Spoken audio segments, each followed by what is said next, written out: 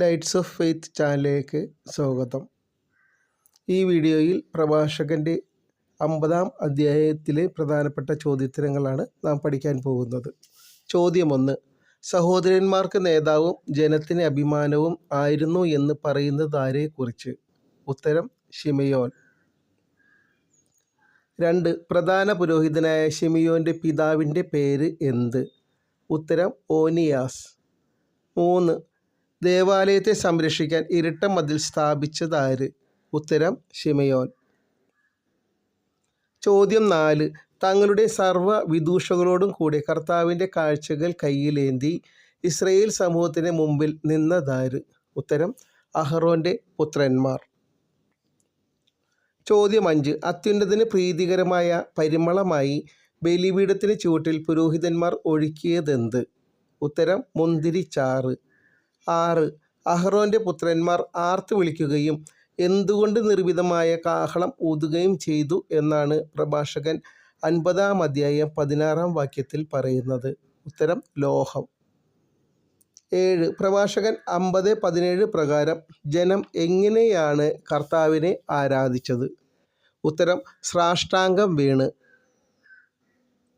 ചോദ്യം 8. ജനം കാരുണ്യവാനും അത്യുന്നതനുമായ കർത്താവിൻ്റെ മുമ്പിൽ പ്രാർത്ഥിച്ചത് എപ്പോൾ വരെ? ഉത്തരം ആരാധനാക്രമം പൂർത്തിയാകുന്നത് വരെ. 9. ആരാധന കഴിഞ്ഞ് ജനത്തെ ആശീർവദിക്കുന്നതിൽ കൈകൾ ഉയർത്തിയത് ആര്? ആശീർവദിക്കുവാൻ കൈകൾ ഉയർത്തിയത് ആര്? ഉത്തരം ശിമയോൻ. 10. 2 ജനതകൾ നിമിത്തം ഞാൻ ക്ലേശിക്കുന്നു ഇങ്ങനെ പറയുന്നത് ആരെക്കുറിച്ച്?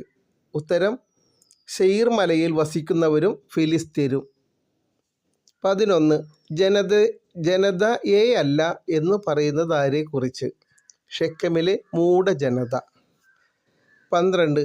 വിജ്ഞാനത്തിൻ്റെയും വിവേകത്തിൻ്റെയും ഉപദേശങ്ങൾ ഈ ഗ്രന്ഥത്തിൽ ഞാൻ എഴുതിയിട്ടുണ്ട്.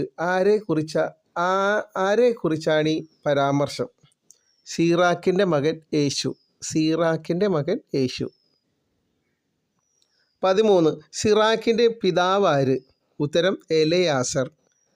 14. സിറാക്കിൻ്റെ പുത്രൻ യേശുവിൻ്റെ ഗ്രന്ഥത്തിൽ പരാമർശിക്കുന്നവ ഹൃദയത്തിൽ പ്രതിഷ്ഠിക്കുന്നവൻ എന്താകുന്നുവെന്നാണ് പറയുന്നത്? ഉത്തരം ജ്ഞാനി. 15. അവ അനുവർത്തിക്കുന്നവർ എല്ലാറ്റിനും കഴിവുള്ളവരാകും. ഡേഷ് ആണ് അവരെ നയിക്കുന്നത്. എന്തായിരിക്കും ഈ അവ അനുവർത്തിക്കുന്നവർ എല്ലാത്തിനും കഴിവുള്ളവരായിരിക്കും. ഡേഷാണ് അവരെ നയിക്കുന്നത്. അവരെ നയിക്കുന്നത് ആരാണ് എന്നാണ്? ഉത്തരം കർത്താവിൻ്റെ പ്രകാശം എന്നാണ്.